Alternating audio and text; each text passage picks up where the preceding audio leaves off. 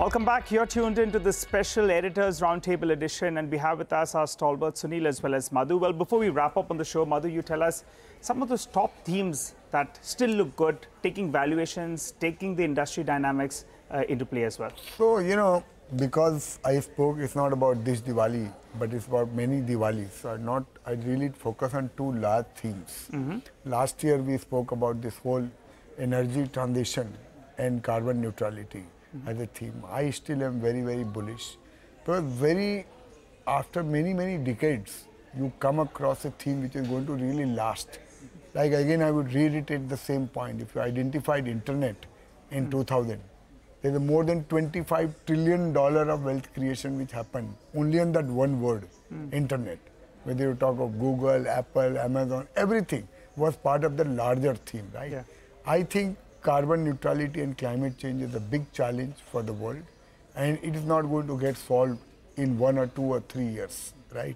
So this is something which will play out, whether it's government, bureaucracy, business people, everyone has to work together and to play out. And when I look at, ये सब शाने लोग क्या कर रहे हैं, whether it is talk of Gautam Adani or Mukesh Ambani or Sajjan Jindal or Elon Musk, everyone is truly focused only on capitalizing on this theme. So I think this theme still have legs, and you have to be able to identify the right companies. The entire Adani group, major portion of that is the creation of this theme. But Madhu, I know you can't get into stocks, but at least narrow it down a little more, because energy transition, you could be playing, grid companies, you could be playing people who are doing solar, there could be, hydro.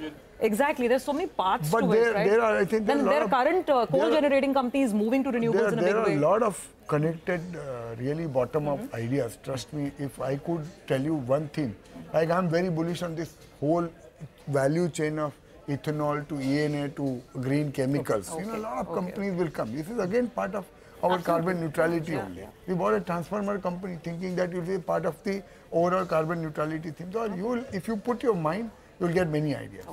And just quickly, 30 seconds. One other powerful thing which comes in my mind is this AI disruption.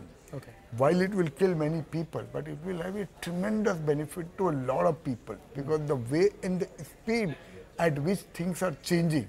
I think, so we will not be able to buy an AI company, but let's look at companies where game is changing because they are enabling AI. Right, where there is a significant time reduction, cost reduction. I think there will be not one, many companies will be there. And again, the speed at which people adopt. So I am at least very eagerly, whenever I am talking to any company for investment, I am asking him, what are you doing in AI? How are you adopting? What will it do to your business? Sunil, what about you? So I would stick to the financialization of savings perspective. I think there's a long way to go. It's maybe a 10-20 year story very clearly. But just picking up on what can do very well for India next 10-20 years is oil just going belly up. My view on oil is very negative, and it all comes down from this climate change or renewable, hydrogen, battery storage all coming up. I think that is the best thing which could have happened to India. We are overshooting our targets. This is the first time, instead of 30-35 gigawatts, maybe we will start to install 50 gigawatts of wind, solar, and then with this battery BAS coming up and hydrogen coming up, so many companies looking at electrolyzers.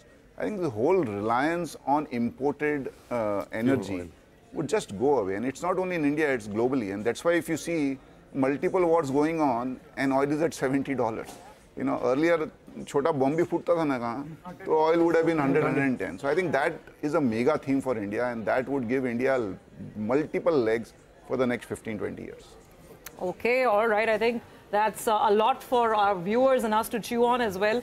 Gentlemen, it's been an absolute pleasure. Thank you so much for making our Diwali celebration special here at CNBC TV 18, for joining in. And we look forward to more thoughts, more guidance from you during the course of the new Samvat as well. Thank you for joining. Thank you so much. Thank you, Diwali. Again, all of you and all your viewers, a very, very happy Diwali.